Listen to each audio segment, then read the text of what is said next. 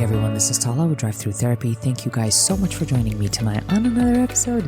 And as always, I'm grateful for your support. And tonight's topic is inspired by one of my wonderful clients. Actually, it's been a theme this week. It's multiple clients. Some range from teenage women to adult women that are experiencing dating and what they're experiencing in the dating world. This is usually a very common topic that we talk about, and I love to talk about it in therapy. When we're dating and we are going to therapy, it's a wonderful time to process those situations and learn about our attachment style and practice the skills that we want to practice, whether it's making boundaries, whether it's communication, learning how to have a healthy relationship. All those things we learn not by avoiding relationships, but by being in them, or by at least going through the searching or the sifting in what we call dating. A recent theme that really causes a lot of frustration for women. And let me just put it out there. Men also go through this, but I have collected more data from women because mostly women usually come to therapy, not men. And I wish more men would come. And I wish this would start at an early age for both men and women. But the reality of it is women are more involved in emotional communication from an early age, while boys are really not encouraged to do so. It's not an encouraged skill within the realm of the masculine world. It results in women are more likely to seek emotional assistance, and they find value in it more often than men. But hopefully that will change with time. And I do find it changing with time. I do find that men are becoming more interested in developing more skills so they can have a very fulfilling emotional life that they deserve. They so deserve. I'm grateful for this opportunity to say that. I wish I would see more men going to therapy. But I've gathered this information, and it could apply to men. But I think with men, I see it quite a little bit different than I do see it with women. But I'm just going to I'm just talking today because I don't have enough time with what we call drive-through therapy. It would be a drive-through marathon. We don't have that kind of time. We're just driving to work, people. That's all we're doing while we're listening to this. So I don't want to add too many things here. I want to make it useful for you, but the specific dating phenomenon is called the lineup. A lineup is when you are a backup person as a part of other people. For example, in this case, if you're a woman who's part of other women, a lineup of other women, that a certain individual who you're dating is reaching out to those multiple women at the same time, or multiple partners at the same time. It doesn't have to just apply to specifically any gender. But in this case, I'm just kind of using women because I hear mostly women. So that's the reality in my world. And of course, it could be different for each area, each city, each country, for example. So I totally understand. Please, change it and modify it as it applies to you. Recently, it's been a theme, actually, which is why I chose this, of women that have been disappointed in the dating experience and finding themselves as part of a lineup, meaning they're part of other individuals that this specific person they're dating, reaching out to other women while they're dating them. They don't find out that they're part of the lineup, quote unquote lineup, or they're the backup until it's too late. When I'm addressing this with some of the women that I work with and ask them, did you see kind of those red flags in the beginning? And when we go through those red flags, they're like, yeah, I did see that.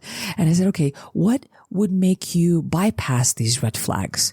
And a lot of them actually said this. They said, well, I wasn't sure. I wanted to give this person the benefit of the doubt. There was a lot of fears involved with this and insecurities that what if this is the right person and I just didn't do enough? And so they end up leaving, or I didn't tolerate enough basically, and they end up leaving. And so they're afraid to put boundaries because they maybe perceive that the other person is valuable and that they have to earn their value or their attention. So unfortunately, women in this case have a need or possible wound that needs to be healed when it comes to needing to earn love, which is why some of these individuals who are dating these women get a really good chance to make them a lineup. And so today we're going to prevent this. We're going to understand it better and provide whatever information that this might help you if you're in the dating process, just to avoid and to really trust yourself when you're looking at something and it doesn't feel right. It probably isn't right. And I want you to trust yourself. Most of these women that I speak to are intelligent, lovely, articulate women. And this is not about intelligence, but this is about certain programming that we might have that's consistent across the board. Doesn't matter if you are a rational or logical person, you might have this specific programming in the subconscious realm. So it doesn't really matter if you know it logically, because you're usually going to act habitually when it comes to attachment unless you work on it intentionally. Hopefully after today, you will work on it intentionally, as you will identify some of these things that it just breaks hearts, and they're kind of easy to see in the beginning, but we just don't trust it, and we don't trust ourselves. I do want to tell you that right before I tell you this list and what it includes, please be kind and generous with yourselves and others, and do not use this information to harm another. Simply just take it to help yourself and to validate, if you need to, that you've been through this perhaps and that this was right. I saw what I saw, and I'm able and I'm capable of seeing it correctly. So wonderful. That's all I want it for. It's not to harm anybody with. So please, information needs to be used wisely. We are not attacking anyone. We are simply putting it out there for people to just know and to use it wisely. Gently, kindly. That's all what this is about. Okay. All right. Now, one of the first things that you're going to notice when you are a backup plan with the person that you're dating or going out with is that they come out of nowhere. They talk to you and then all of a sudden they leave out of nowhere. And this is actually quote unquote from one of my clients. So shout out to you. You are lovely and awesome and very intelligent for saying it just like that. Made me laugh. I just want to make sure that I honor her for such a wonderful, articulate way of saying it. So they kind of start texting out of nowhere and then they leave out of nowhere. So they are having a conversation with you for a little bit, and all of a sudden it's like, it looks like it's going well. They're giving you attention, and all of a sudden they just disappear. They just disappear. Okay. So that's your first clue that there's something probably not right about the situation. Probably not. The average developed human being will usually have a rhythm in communication. And if you're looking for a person who also demonstrates consideration, they're usually going to tell you something like, hey, I have something to do, but I'll return your call. It doesn't have to be anxious or, obsessive. Nobody's trying to control anybody here, but there is a courtesy that we all as human beings deserve to give one another. That's all this is about. So when you see a text that's coming just all of a sudden, and then you're texting, it goes pretty well, and then the person disappears. You're kind of talking to them and they just disappear. That's the situation that you're in. You might be a backup. You might be one part of the lineup. Okay. Number 2 thing that you need to look out for is, when they do reach out randomly, okay, they don't explain what happened before. They just simply act like nothing happened. They just, oh, hey, what's up? Or something like that. Again, just know you may be part of a lineup. The reason why I say that is because you're not even owed an explanation. There is no respect. There's no respect at all at this point or consideration for you to have an explanation at all. So they are usually going to attract women or men in this case that just will drop everything and be available to them and just wait for them. Unfortunately, in this situation, if you ask them, what happened? Why didn't you call me? The thing is, it's unnecessary. You don't even need to do that. Don't ask. Don't do anything of a sort. Look, if this person has a job, they're an adult, they keep commitments to other things, they know how to keep a commitment. We don't need to say anything else. So it is said already when they don't respond and they're not respecting this at all, and they're not respecting your time, basically. So please understand that you are to be respected. However, if they're acting disrespectfully, that's on them, and that we need to be aware that we might be part of a lineup at this point. Okay. And next clue that you might be part of a lineup, when they're confronted, if you happen to confront them about their behavior, like, where were you? Why didn't you call me for 10 days after I left you the last text? Or you might have talked about having a date, but this person says something like, okay, you know what, on the weekend, I'm going to text you and we're going to go out on a date, and it's just all talked up and sounds great. But come Friday, or come even before that, they're not messaging you, telling you, hey, about that date, let's get together. I've got a plan. Da, da, da. All they're doing is avoiding the whole thing. They don't give you a message. They don't send you anything. This feels terrible for this person who's waiting for them. And unfortunately, at that point, when they're confronted about those nasty behaviors, this is what they do. They make you feel ashamed, and they make you feel like you're too needy.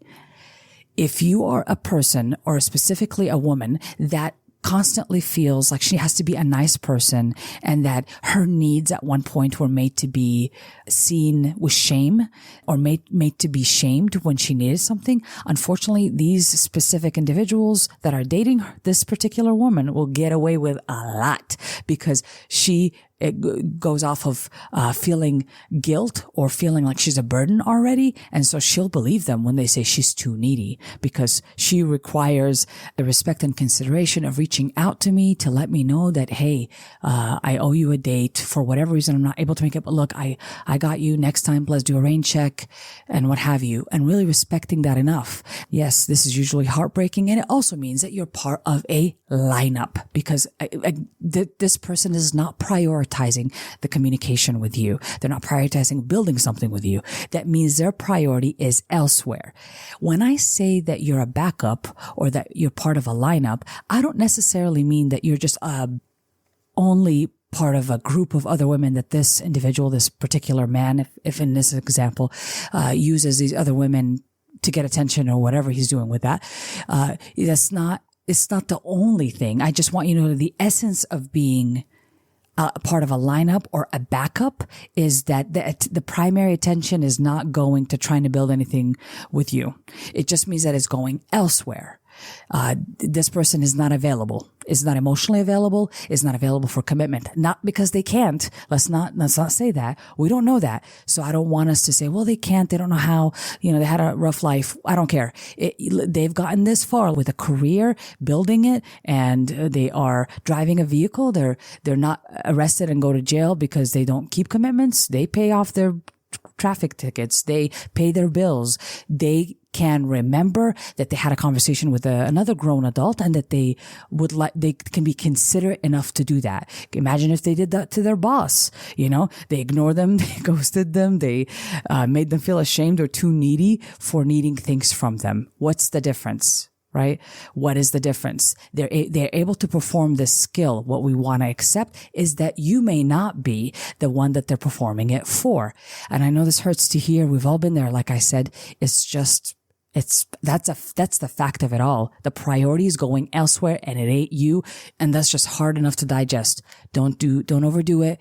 Don't think that you did anything to cause that. This is out of your hand. The priority is not on you. Okay. Where we are? 1, 2, 3, 4. Number 4. This is a big one for me. Okay. Big one. And it's so obvious, but yet we don't, we may not consider this. And this particular thing is, you'll know you're part of a lineup, or you're a backup plan if this person that you're dating is canceling last minute. Yep. And I mean it, ladies. I mean it, gentlemen. If you're starting to date someone and they're canceling last minute, abort mission. Just run the other direction. Just forget about it. Just run. This is not it. This is not it. And I'm doing the cross with my arm, like, no, you don't even bother entertaining that. If the person cancels last minute, they're not worth your time. You're a backup plan to them and you're an option to them. Don't even bother. If this person doesn't have the respect or the ability to prioritize you, well, that's it. Like that's clear as day. I don't need to read between the lines of that at all. At all. If this person is addicted to attention, please do not give them anything they're addicted to. That's all I'm saying. Okay. Let me see here. Number 5. I think the numbers are incorrect, but it's okay. We'll go for number 5. Number 5. If the person has inconsistencies that you see clear as day, okay? They're just, you can't mess with the truth. Clear as day that what they say and what they do do not match. I know this seems like it's an obvious thing, but like I said, we're not looking logically at these things. If we were to look at the facts, we would see those right away. Hey, there's something off about this person. In these situations, the girls and the guys will make promises, will talk the talk of planning great things, telling tall fish tales. It's just not, it sounds real good, but their actions are, it's just not. Ladies and gentlemen, abort mission. Here's another one that just run. There is no need. There's no need. You're not going to fix this person, change this person, alter their priorities. It's one thing that you cannot teach a person to do is to change what they find priority. Don't bother. Again, I'm part of a lineup.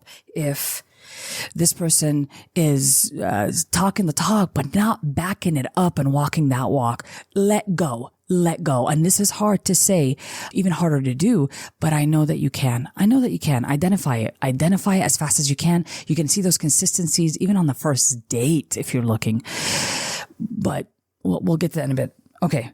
Let's see. We are at 17 minutes. That's okay because this is a cool topic. I think this is necessary and needed. Again, this applies to both men and women, either side, or whatever we identify as.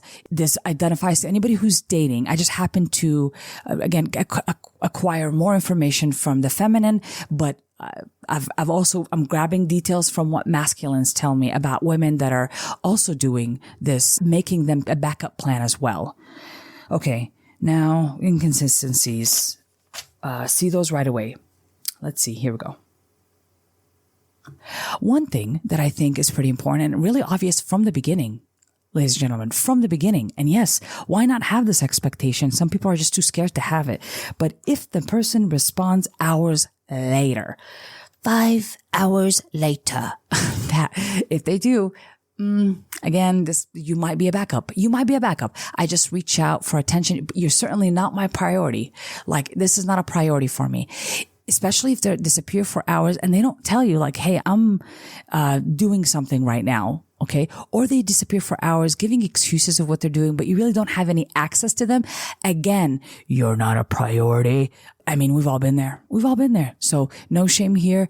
No, if this person is responding hours later and they're not necessarily saying something like, hey, I was performing surgery right now. Take it. I'm so sorry. I didn't let you know, but it was just a crisis and I had to attend to it. And this is what happened. And they really take the time to explain because they care about how you feel about it. And they care about you not thinking that they're wasting your time. So we want this person to care about that, but it doesn't have to be this person. It could be your just future potential partner. You can have this expectation that this person is communicating with you respectfully, is considerate of your time, acknowledges that there's another human being on the other end of that phone that will think that you kept your word, but they may not even care to keep their word to you. And I say this sadly, I don't just mean you, but I mean me too, right? Again, we've all been there. I am not exempt from the bunch. I am the bunch. So I'm part of this bunch too. We've all experienced that, and we can learn from our experiences and get better. Get better. I'm not saying perfect. I don't care about perfection, but just better. We can know and be aware of what's happening and be honest with ourselves. Okay. Next one.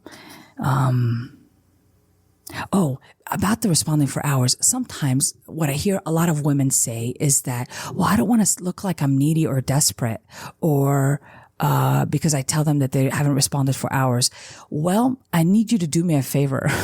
Don't tell them. I recommend you never having to confront them about their behaviors ever. But we're going to talk about that in a little bit. You don't need to confront them about their behaviors because their actions are telling you their intentions. I don't need to read beyond that.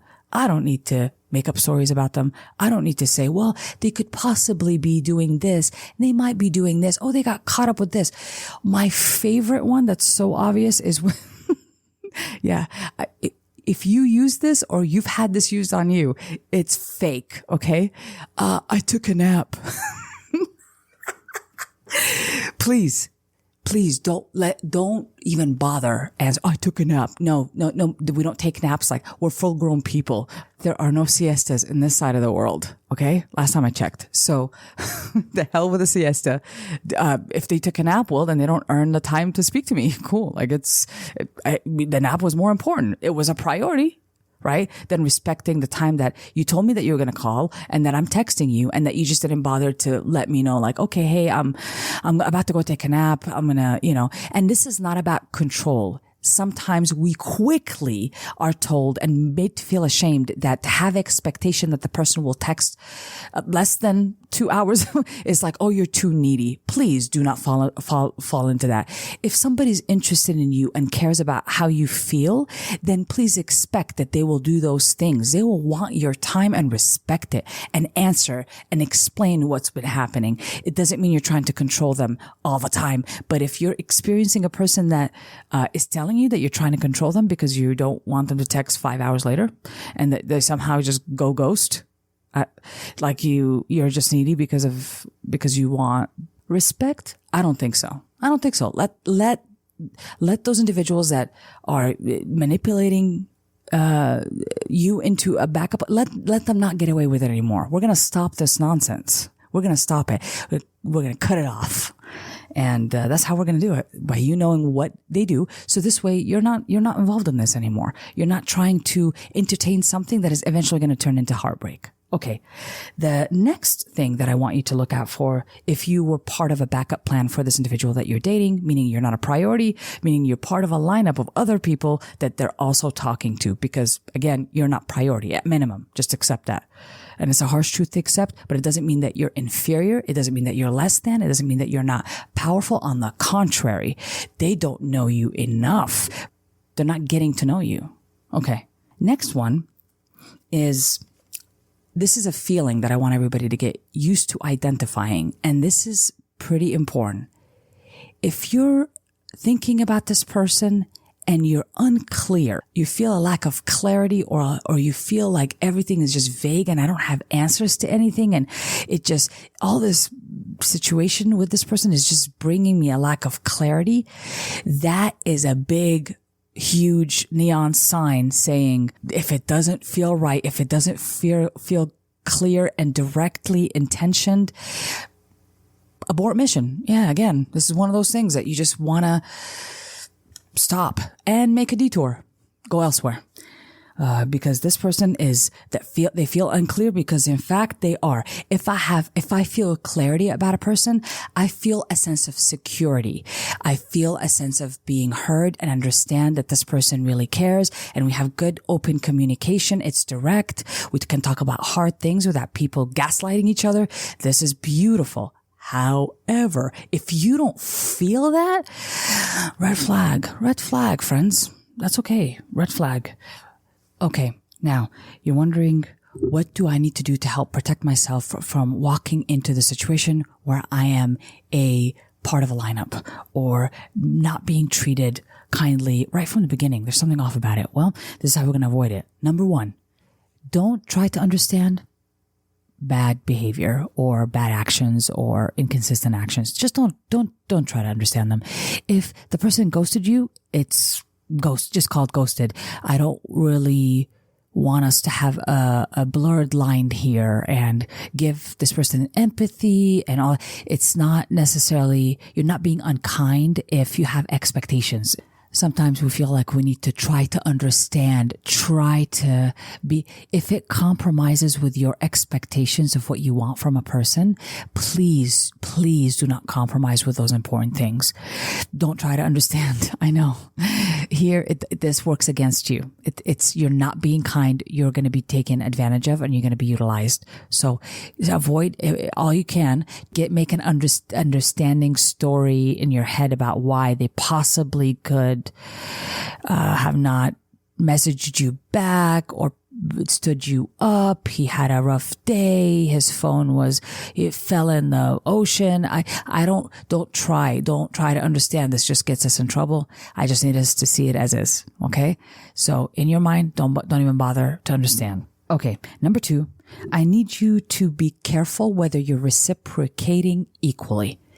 If the person is not putting effort, please reciprocate that, mirror that. Don't overdo it to try to get their attention. Just realize like, hey, I'm going to reciprocate. We all need to be doing this in the beginning, is to see if they're going to put in the effort. Then I put in the effort. They put in some more. I put in some more. And then the trust gets built and the intentions are now speaking, for themselves. Like your actions are speaking loud and clear what you're wanting. But if you reciprocate too soon or over reciprocate, like you're overly giving, you're not accurate and you're going to be used. You're going to be used. And this is usually a childhood wound of attempting to give love, but requiring less from another person. It just hurts you. And I want you to stop, and definitely it'll help the other person realize that, hey, I can't just do this to people, to human beings. I don't need to do that to waste their time. So please watch how you're reciprocating. They put a little bit, you put a little bit. They put a little bit, you put a little bit. That's wonderful, healthy. You're not going to be in a situation where they put a little bit and they pull back, and then you have to work harder to get a little bit more back from them. This is just trauma response. We don't need to be doing that. Okay. Number 3. I need you to understand the difference between needy and expecting respect and consideration. 2 different things. Please know that when you're asking this person to, when you have expectations, more specifically, of this person to answer a simple text, it takes about 3 seconds to answer, I'm on my way. Or it takes about 3 seconds to say, I apologize, I'm in the middle of something, but I will get back to you in a little bit. It takes 3 seconds, friends. I don't know how that's needy that you're going to need that. So that's just consideration and respect for your time. So please do not let anybody make you feel, or you yourself making yourself feel, like you're being too needy. Too needy. That's an old wounded childhood response, that we were made to feel some sort of shame if we needed things. And so we stopped needing, and we have a very uncomfortable relationship with needing things from people. So keep your wonderful high expectations, good expectations, solid expectations, but the person doesn't have to meet them. They don't have to meet them, and I need you to see it. And I need you to think it's possible that this person may not meet them, instead of making them meet them, that they should be meeting them. They should be meeting them. Nope, they don't have to meet them. And you're not needy for having expectations. You're not needy. Only becomes needy if I confront this person and I keep confronting this person about this bad behavior because I'm not willing to accept this bad behavior. That may be needy, because I really need this person to act right. So I'm going to tell them, and I think I'm making boundaries and stuff. So we don't need to do all that. Just accept that the behavior is there. It's just inconsiderate, and accept doesn't even have to agree. It just, I know it's present. I don't need to confront this person because I don't want to be gaslit, basically. Which takes me to the next thing that people might disagree with, but I need you to keep an open mind, which is I would be asking you to not confront them about inconsistent or bad behavior. I know you're like, well, but Tala, my boundaries. This is not an issue about boundaries. This is me needing to control the outcome with people. Okay. This is about my fear of abandonment, making another person act right. Except if the person does not find whatever it is that you find to be a priority, they're allowed to be there and you're allowed to see it.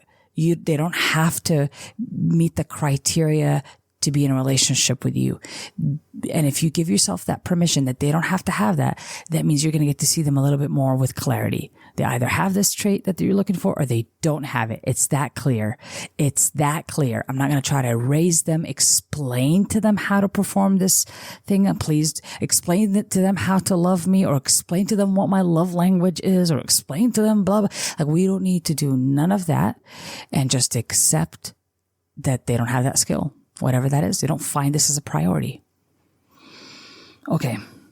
So this way they don't have the leeway to play with you, basically. The leeway to play with your emotions, to play with your time and your dignity and self-respect. This is terrible. It feels horrible for this person that's receiving this behavior. So please, do not confront them about their behavior. Just do the thing to protect yourself from them. So that means I just kind of like let them go. I'm going to have to let them go because I can't change them. I can't raise them.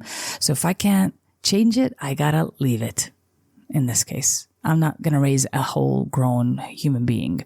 I'm not going to make them think that something is a priority when it's not to them. I can't make them believe that or convince them to make this a priority.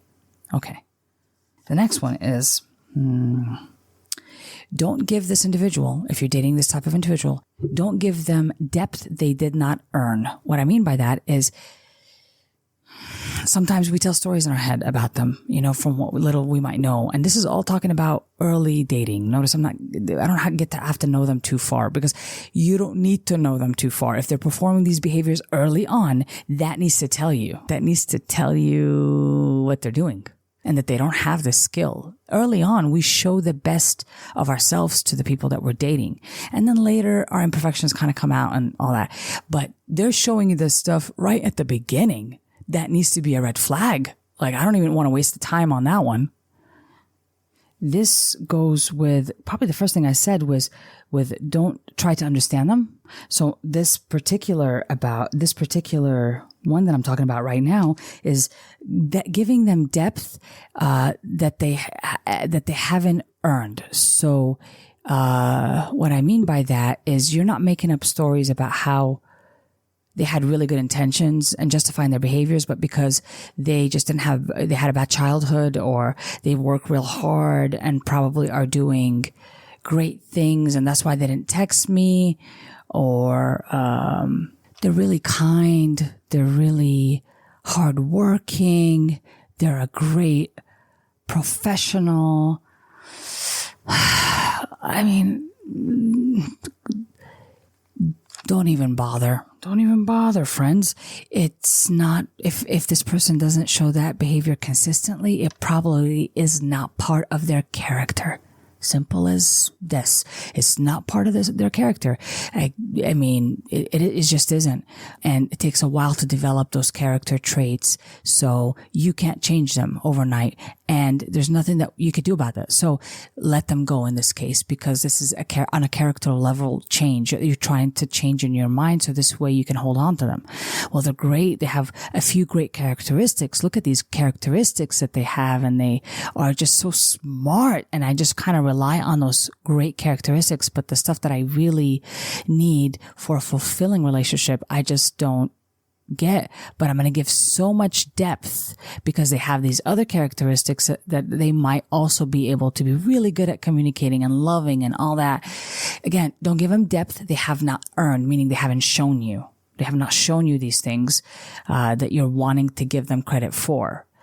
Make sure that you're not giving credit for things you did not see or did not experience with them. Okay, the next one is, don't let the fear of the what ifs make you reach out to this person when they really are showing you that they're not going to make you, or going to make this relationship to some extent a priority. Okay. So the what ifs is the curiosity of, what if this is the right person for me and I just didn't do enough? This is an old wound, and it really is not the case, because we don't really, if the person wanted to do more, they can. They can. They just don't, they're not doing it. So us doing the what if I let them go, but it turned out that this person is the right guy, is it's a survival mechanism that we produce at times to say that, to implement fear within ourselves to deliver the outcomes we want. So I'll say, I'm afraid of this little thing on the side, where I'm afraid of not being nice, which is why I let go of my boundaries. But I'm not going to admit that I'm letting go of my boundaries because I have a fear of abandonment. I'll just say, I'm being nice. So this is one of those things that we hide from ourselves, that I do the what ifs to hide the fear of abandonment, basically. Okay. Or the fear of being alone. I'll do the what ifs, and I keep putting myself in this situation, and I'm definitely going to get disappointed over and over again. But what if I let him go and I'm never going to find love? What if I let him go and I'm never going to, I'm always going to be alone? You know, these fears come up. Make sure that you have a handle on them. They're just fears, meaning false evidence appearing real. Not real at all. They're false, and they are fear, so they're chemically powerful in our bodies, so we'll pay attention to them, but make sure that you don't take it further than that. It's just a fear. What ifs. That's it. So often I see men and women will have the what if. What if this was the right person and I just didn't do enough? More so again with women, because that's where I hear the frustration quite a bit. Men, it's a different kind of frustration, but maybe I can make a different episode on that. The final thing that I want you to do is do what you can to not tell your friends about your love life when it comes to dating someone. Well, specifically, I don't want you to get advice when it comes to a person that you know their behavior is pretty bad. Because usually we'll reach for friends that will tell us we're overreacting, or maybe that my standards are too high. So they have their own biases, their own filters, and they're running my life and my experiences through their filters. That's not going to be accurate. I'll get whatever I get, which is, it could be fear that they're delivering to me. It's going to be inaccurate to me and my gauge and my experience with this person. So unless you want to manipulate yourself or lie to yourself, and then you tell a friend that is, you know, they're always looking at it from the positive side, and they'll tell you, you know, maybe you're just overreacting, maybe blah, blah, blah, you know, because they also have their fear of abandonment or fear of being alone. So since I can't guarantee other people's biases will not be part of their advice, they're not a therapist. So usually we have more training on checking our biases, and even that, not perfect. It's a continuous check for years of doing this work. But the average person, not necessarily checking their biases, they think that their fear is the truth. So they'll tell you your expectations are too high. So you'll give this person another chance. So please just trust what you know. Trust yourself. And if you only trust yourself and practice self-honesty, you will avoid most of these things. And definitely that kind of person who is going to waste your time and is only using you for attention, and it's not really that kind. So save them from this unkind thing they're about to do, and also save yourself, because you are deserving of much, much more. But this person does not have to meet that criteria. Another person will. So know and know from the bottom of your heart that it is absolutely normal for us to sift through a lot of people that may not be ready for a relationship. Let them go. You're going to play the catch and release from here on out.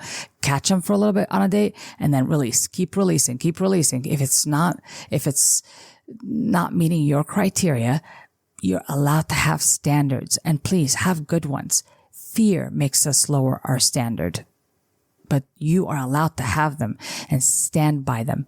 But again, I don't confront that person. I don't tell them. I don't teach them. I don't raise them. I don't try to discuss this. Look, those basic things I told you about, you'll see in the beginning of a relationship.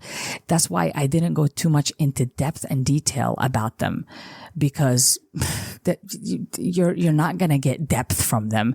They're going to come in and out of your life, whenever they want attention, wherever their boyfriend or girlfriend left them, whenever that they are feeling down and they want to boost, they'll reach out for you, because you are great at giving love and attention. So please do not give it to just anybody. Make sure that you reserve this wonderful energy to the person who's going to reciprocate it properly, and wait for that reciprocation. But don't wait with a person that we know right from the beginning is not capable or not ready for that. But it doesn't mean that you're not valuable and you're not worthy. It just means they're not ready. Let them go. Catch and release. Thank you guys so much for joining me tonight. I'm sending you love and light. Sarfaraz Safafi said, sometimes we get disappointed not because we expect too much, but because we give too much.